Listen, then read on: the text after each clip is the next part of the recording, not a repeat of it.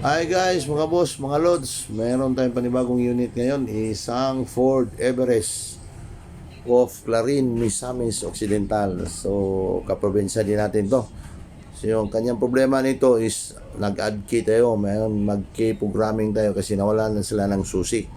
So, yun lang ginagawa natin. Medyo matagal tayong nakabalik kasi mayroon pa tayong pinadalang pesa. Padala pa tayo ng susi. Saka may program pa. So, ito yon. Ito yung unit na ito. So, tinitira nila na agad ni Mats Mechanic dyan. So, dalawa lang sila nakapunta dyan kasi hindi naman mahirap trabaho. Hindi kailangan ng maraming tao. Kasi basic programming lang ginagawa nila doon. So, ayun, open na yung hood.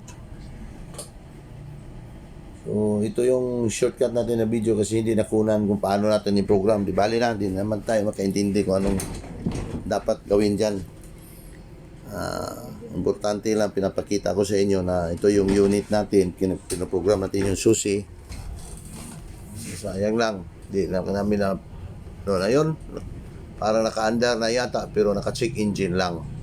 Ayun, no, ma-under na kasi may palo na yung RPM. Pero yung problema dyan, naka-check engine lang. So, maya't maya,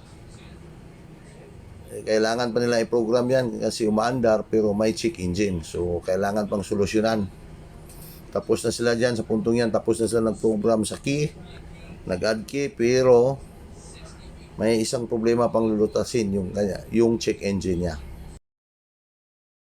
Ayun, may gulay na. So, alam na this. Pag may gulay na yung trabaho ni Mats Mechanic, so, talagang okay na yan.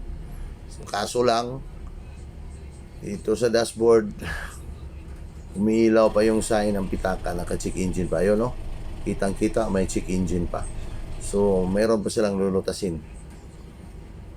So, ito yung official cameraman namin ni Mats Mechanic at saka ni Nakmar, si Mr. Angelo Eleksyon. So, yun ang buong unit papakita namin sa inyo. Isang Ford Everest.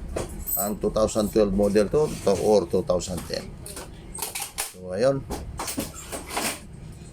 Pinapalo-palo na. So, ayun, tapos na nila yung program. Nawala na yung check engine. So, goods na goods na.